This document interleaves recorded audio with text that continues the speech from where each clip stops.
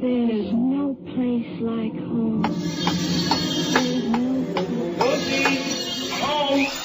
Our house is a very, very, very fine house with 2 cats in the yard. Life used to be so hard. Now everything is easy 'cause of you.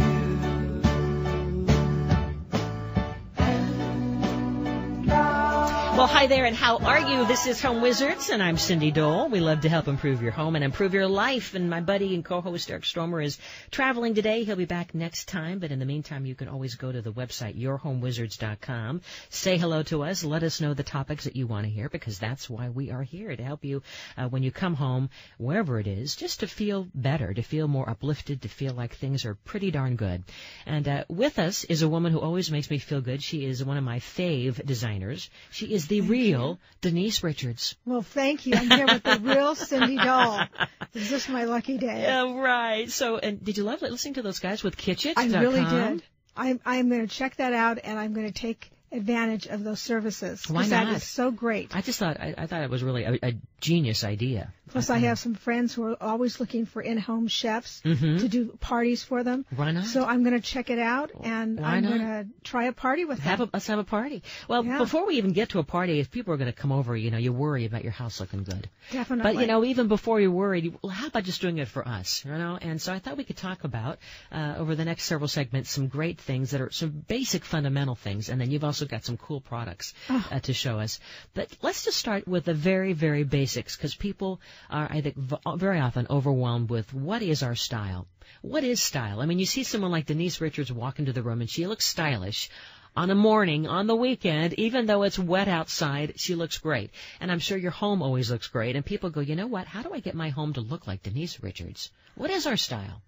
Yeah, how do you determine your style? Yeah. All right, well, the first thing to do really is to take a look at the architectural elements of the home you're living in, because those definitely have an effect on what the interior style should be.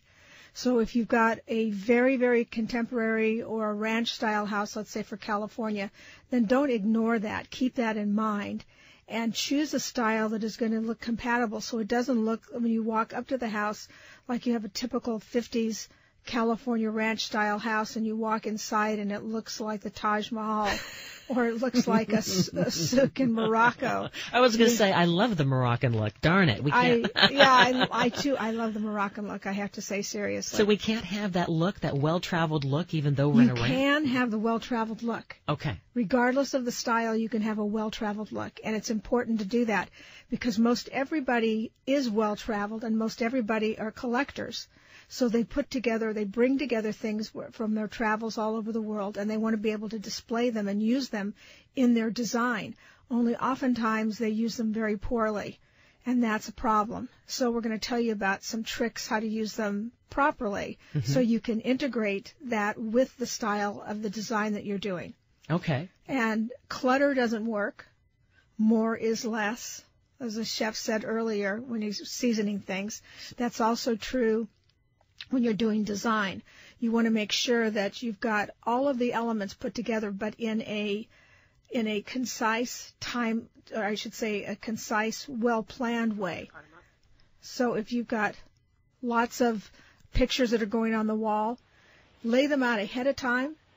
Make sure that they make a composition, a total composition, and then start hanging them on the wall the same way you have them laid out on the floor.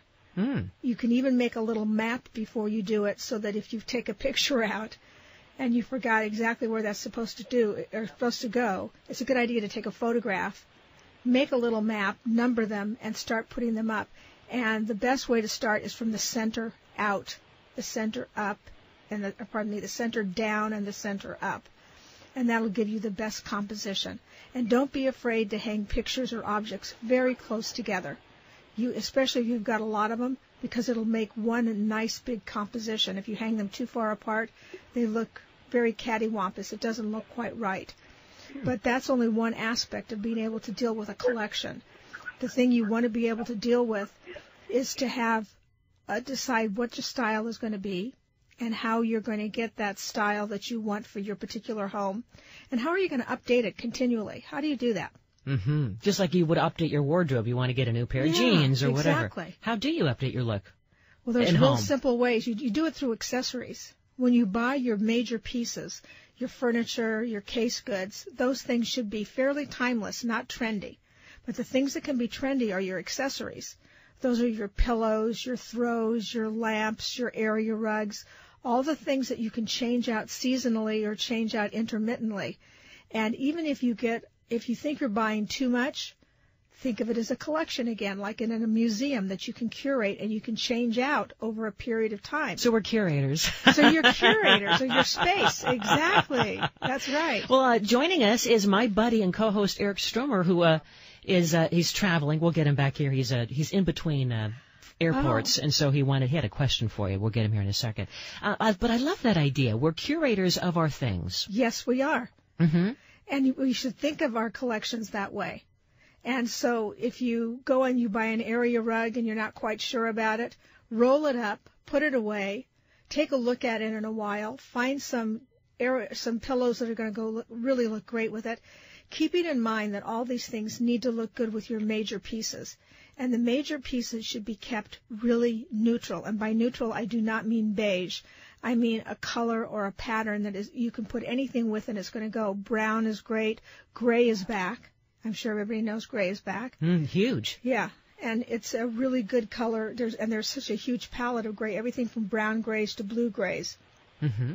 So you'll be able to find a gray that'll work for you. So Great. Choose a gray or choose a brown. Keep your major pieces in those colors. Then you can put any color pillows with those at all. If we're talking about spring right now, what's better than bright green and white on a brown sofa? Or pink. I love pink with green. Oh, pink with green is a great combination. Yeah, with gray, right? Cool. It's always a great combo. Yeah. So we want to think of the classics. It sounds like so that. Right. But see, if we are still looking at our home and feeling like we aren't sure of our style, I mean, it still gets overwhelming. I mean, I think we all understand the idea of basic colors. Right. But still, it's there's you a really lot. need a pro to help you decide that. And I hate to say that because it sounds like I'm beating my own drum, but you really do need a pro to come in and help you kind of make those basic decisions. Somebody you can find who will do it hourly, and just give you some quick tips that'll help you to kind of lead you on the right path, and help you decide, well, what style really is my home, and what style do I want to project about myself and about my home. And they can kind of help you to make that decision. That doesn't mean if you've got a ranch-style house, it has to be cowboy. Just have to have a hoedown. No, you don't have to have a hoedown in the living room. But the thing that I like about design, just like I think with wardrobe or anything else, is to kind of pick some of the best of different styles and make it your own. Right, which we call eclectic. But people misunderstand what eclectic It's not a really carnival. It's not a carnival, and it shouldn't be a carnival in your house. It means the best of all possible worlds brought together. For instance, I love an animal rug. I love a great, like a zebra. Yes. Maybe an artificial zebra rug. You know, I think it looks so classic no matter, I mean, I may not have a ranch vibe in my home in terms of decor. But it is classic. But it isn't, I mean, you can picture it in a library or in front of a fireplace or in your home office. So how would you then pick a classic like that can be infused into any style that you have? You can. It can go very, very contemporary. Interestingly enough, we're doing a cowhide rug in a home down in Carlsbad. Right now, we just purchased this particular rug, and it's going in a game room. And even though the rest of the house, it's a beach house, it's just perfect for this particular setting. So there's something about certain pieces like that, right? There really is, and it goes with everything else. That's the other thing. It really does work. And because they're an odd angle, that's one of the reasons we chose this, is because you can use it in an area where the sofa is going to be angled. And it doesn't matter because the cowhide is very uneven. So it works really well in spaces where you're not quite sure of the size and you're not quite sure whether or not it's going to fit. Those kinds of things usually work very well. And they work well, again, either with contemporary, which is what we're doing at the beach house, or traditional, which can be a ranch house, or it can be a very ornate English Tudor, anything. English Tudor, yeah. Sure.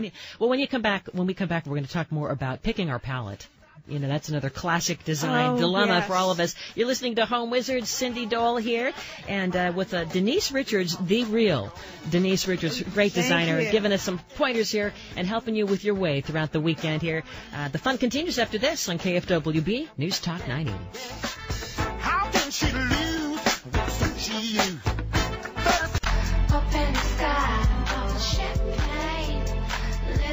That's my birthday buddy, Fergie. Love Fergie. Welcome back, Home Wizard. Cindy Dole here, and we'd love to help improve your home and improve your life. With me is Denise Richards, who also loves to improve the style of your life, a great designer, and we were just talking about how gray is back. Classic. It always is in. Don't you think, that beautiful charcoal color? There's always been shades of gray, like taupe has been around for a long time, and shades of taupe are very popular, and that's easier to live with than a real true gray. A real true gray tends to go more to the contemporary. But you can also use it traditionally. Again, it's in how much you use and where you use it that really determines how much the color should go towards the pure charcoal. How deep you go, right? Yeah, exactly. Or the really pastel, the pastel gray. And there are grays that go down. There's a whole series of blue grays. Almost violet gray, huh? There is almost a violet gray, as a matter of fact. Yeah, thinking of my color wheel. Beautiful. Yeah. You know your color wheel, don't you? A little. I'm learning. Yeah, I should say. And in our kitchen, we went with the taupe. What do you think of the colors we chose in our kitchen? I loved it. We said goodbye to the orange. Now, I know you love orange, and you know about Pantone being the color of the year is this tangerine orange, which is, you think of a great Prada purse, you know, or we're seeing a lot of orange cars on the road. You can never get rid of orange, as far I as love I'm orange. concerned. And orange is part of your Q design logo, right? I just think it's a yummy color, but I guess some people thought that we went a little too much with the orange painted kitchen. So now we have I know. It was a big change, but it's very it's classic. striking. Yeah. And classic, which you can't go wrong with. You really can't. And I loved we have what's called, I guess, a transitional style, because we have two colors of cabinets, both the mahogany tone and then the beachy creamy white, and two colors of countertops, the dark and the light. Which I liked. And would you say that that is a good way for people as they're coming up with their palette? Because people are always, I think, all overwhelmed over not only the room you're working on, but then how will it relate to the rest of the house? And it has to. Has to be transitional, right? Color actually unites. So you have to think of that whatever color you choose for one room, it needs to not carry through to another room, but be compatible with the adjacent rooms. So like you did in the kitchen. Yeah. You don't have to do it all one color. Choosing colors that are compatible makes it really interesting. So like a layered look, right? Yeah, that's the best way to describe it. Like layering clothes. By the way, did you notice I'm wearing a silk rose today? I see that. I didn't even know you were going to talk about roses this morning. Did you make that? No. It looks like you folded up a handkerchief and made a beautiful No, actually, silk. It was made by a really good company named Asia File some years ago. And we bought them actually for design, and I ended up putting it on a lapel one day, and it just stuck. It's very attractive, very cute. Just stayed there. So for palettes in our home, in our apartment, wherever we're living, you like the idea of almost layering 2 or 3 colors? Or, yes. Yeah, in fact, you really should. It makes it much more interesting. If it's too monochromatic, it really goes neutral. And then there's no interest. Boring, exactly. Yeah.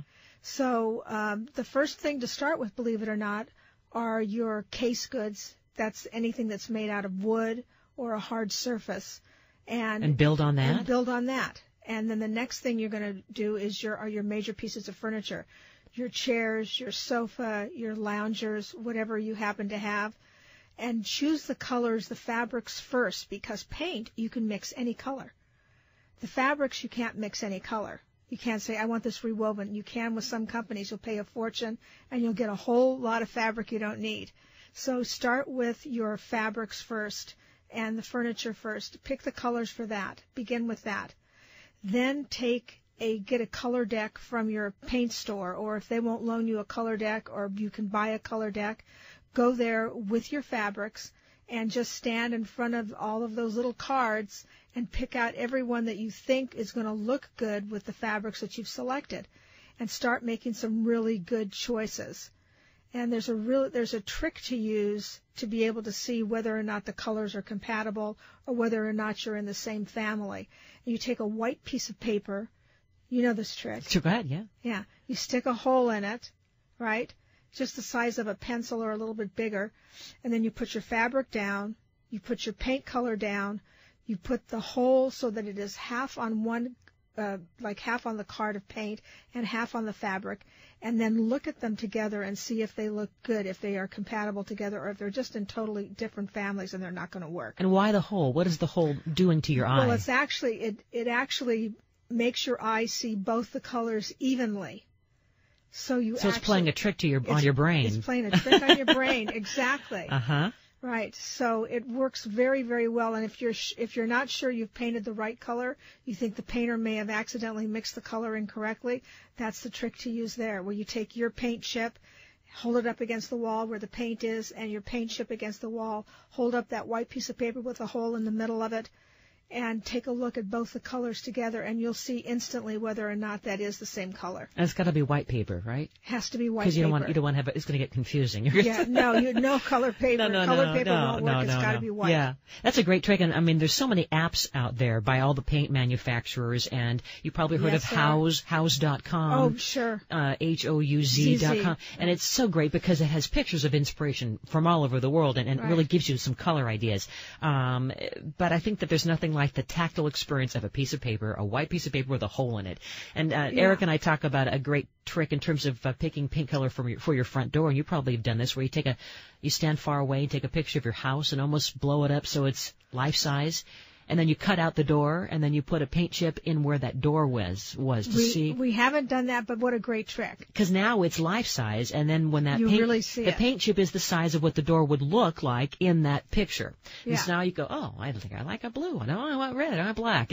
So maybe you could do something like that in your living room to get your palette going. Do you think? You could. Well, we do cut and paste all the time with fabrics in our CAD system. Not everybody has access. Computer design system. The computer design. Not everybody has access to that, unfortunately. No. Well, that's because you're a designer. That's exactly right. But you can get large samples of fabric, either from your fabric store or through a designer, and you can lay those things over the piece of furniture and stand back and actually make a frame with your hands and look only on the fabric and look at it on the sofa and see whether or not you like it. And make sure someone isn't getting a picture of you and putting it on a Facebook. Because what is that? Yeah. She's really out of her mind. It's kind of what artists did when they would hold their thumb up to get perspective. Or like a director. You got the Steven Spielberg thing going. Yeah. That's a great idea. Because, I got to tell you, though, I am nervous about picking or committing to fabrics. Because I feel like they date pretty easily. Well, I feel like they date pretty easily. And I like the idea of maybe having a leather sofa or solid colors and then having the print in the artwork or the pillow. No question. Again, stay with things that you can change up really easily by throwing a new pillow on it, a throw. Yeah. Just something that's going to bring it up to date. It's like a suit. If you're wearing a suit, you have a job interview, you're going to a meeting, you want to wear a great black suit, charcoal suit, maybe even a camel suit, but then the color comes from the tie or the shirt that you change out. Exactly. It's exactly the same thing. Yeah. The design industry for furniture and the design industry for clothing are so closely aligned, you have no idea. Well, they're in bed together, I guess you could say. It used to be that there was a 10-year difference between when fashion would come out and the design industry would pick up on it. And now it changed from 7 years to 2 years, and now that they are literally in bed with each other, the fashion industry does affect the interior design industry. Totally. Yeah. Completely. Well, when we come back, we're going to talk a little bit more about some of these great design tricks, and you have some samples here in the studio. Moss.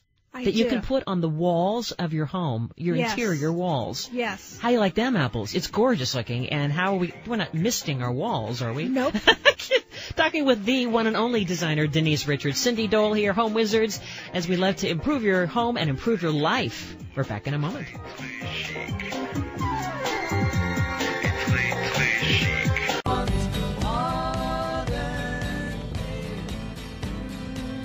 Love this song by the Beatles, as we love to help you improve and just enjoy the spaces you call home. I'm Cindy Dole. This is Home Wizards, what we do. And thanks for hanging out with us this weekend. With me is one of, I think, the most creative designers that you'll find in the area. Her name is Denise Richards. And she's on the cutting edge of all these cool things. And we've been talking a bit about just the basics of design. I mean, you never can talk about it enough, I think, in terms of how do you find your design style? How do you layer to make, just like your wardrobe, your home look like it's lived in, but also you, and some fun color and palette decisions. But now we also are looking at some great materials, because you always are finding them in terms of tile. Always. And tile, you say, is the big thing. Tile is the big thing right now there's real innovation. Textiles and floor coverings, and even flooring has really gone a long way with the innovation. There's some new materials out that I was going to bring those, but it was just too many things to talk about. You needed a U-Haul. You needed a U-Haul for it. You're right. But tile is where innovation is happening right now, and we're using tile not in expected areas, not just in the kitchen and the bathroom anymore, but in areas where it's not meant for wet locations. This would be a bed wall, a dining room wall, a living room wall, a fireplace, an outside entry wall, or maybe even a back patio wall. So something that is not necessarily in a wet location, because the tiles are porous, so they don't work for where you've got a lot of water. But I brought in something from a French manufacturer, and it is the most innovative tile that's out there right now. It's stunning. You can see. Okay, it's so really is this the moss tile? The moss tile is actually Italian. Okay, so let's talk about the Italian first. So this is, if you can picture this, if you were at your favorite florist, you would see this probably on a centerpiece that you would perhaps buy to take as a hostess gift to someone. It kind of looks like that spongy sea moss that looks artificial even. But it's not. And this is chartreuse green paired with wasabi green. With a wasabi green, and it is just scrumptious looking, and it's fluffy, and as I'm squishing it, and you almost it feels soft. It's like a little tuft of broccoli, but it's softer, and this is something I'm going to put on my walls. You're going to put that on your walls, and it's going to need no maintenance. It doesn't grow. It doesn't have to be cut. It doesn't have to be watered. No misting required. No, in fact, it's living. Is this alive? It is alive. Listen, I don't get it. I don't really care. It's just exactly. Fabulous. I don't care. I just want it. It's just fabulous. It is fabulous. So if you can imagine, again, it's called moss tile. Moss tiles. Made by this Italian company, so Benetti, it looks like. And I'm looking through their catalog. We'll have to get the website and the link up on our site. But picture, if you will, this little tuft of green that you can see, at a florist shop. I mean, you know what I'm talking about. That it looks almost like a little sea urchin creature. But you would have this in tiles in a living room. And imagine an entire wall looking like this gorgeous chartreuse green with a white sofa in front. Stunning. Isn't it? We're going to do that on a fireplace.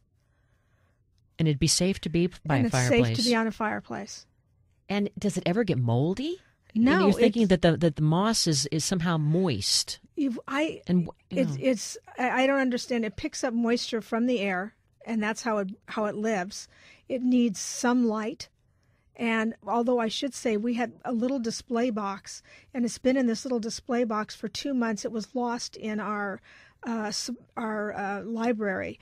Somebody finally found it, and I thought for sure it would have turned gray. And it's exactly like the day we put it in the box, and it got lost behind a couple of books. Oh, the poor thing. I know. I brought it out immediately and gave it a kiss. So you wouldn't put this in a bathroom necessarily. You could put it in a bathroom. You could. In fact, they show it inside a shower in one of the pictures. Inside a shower? Inside a shower.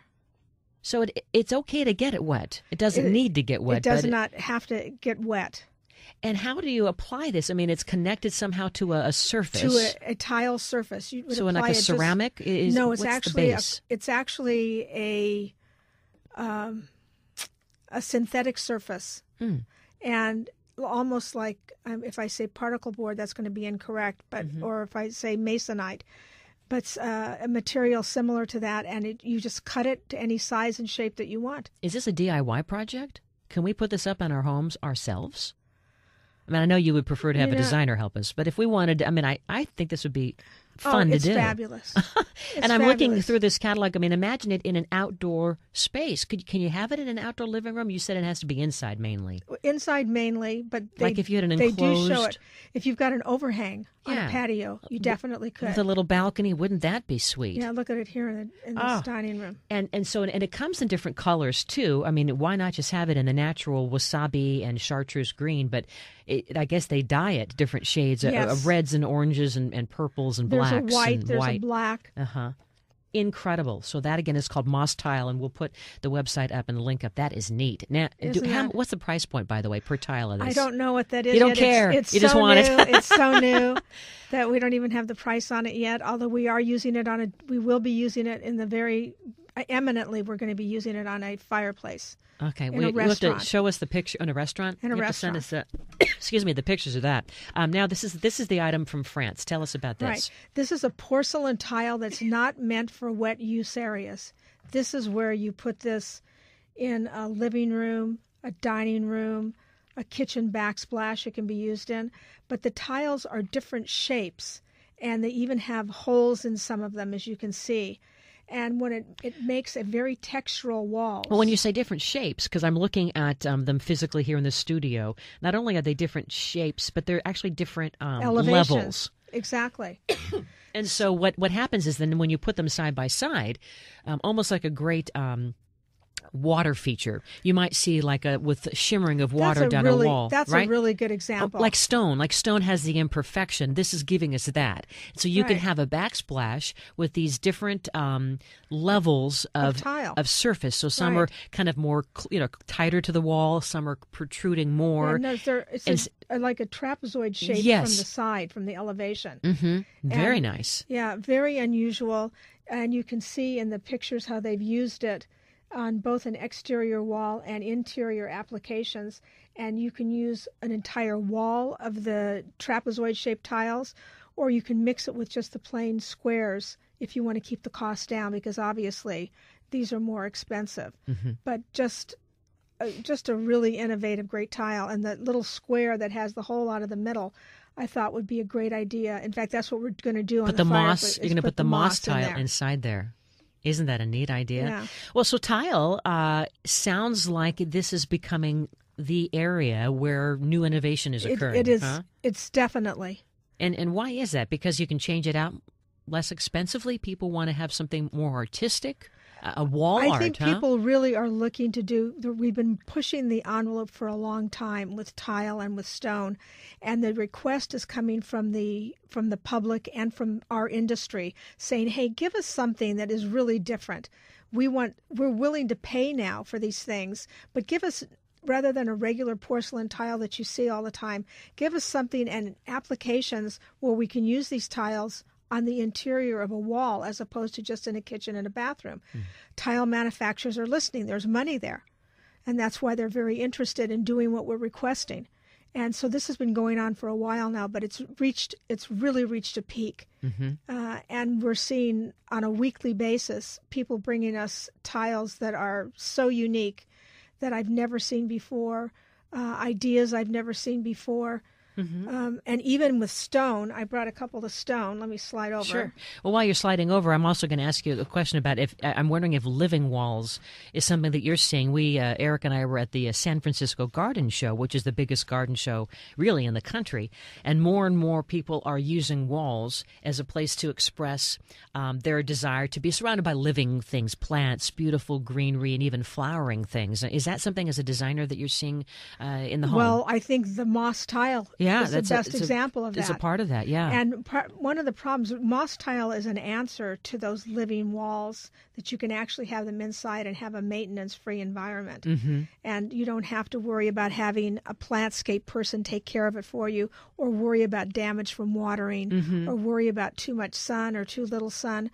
So I think we're going to see more and more of this kind of product being presented on the marketplace. Very creative. Yeah, very creative. Now, what is this? You have another tile Now, here. These are stone. Oh, this is stone. This is just to show you that also the stone suppliers. This is Anne Sachs, a beautiful creator. With and bronze. this is a porcelain tile that is infused? No, that is actually stone. This is stone. Limestone. Limestone, okay. It looks like porcelain tile, but limestone. And it has pieces of, is that bronze? Bronze. Dripped in the layers, almost like you're looking at a forest, like the veins of a tree. Exactly.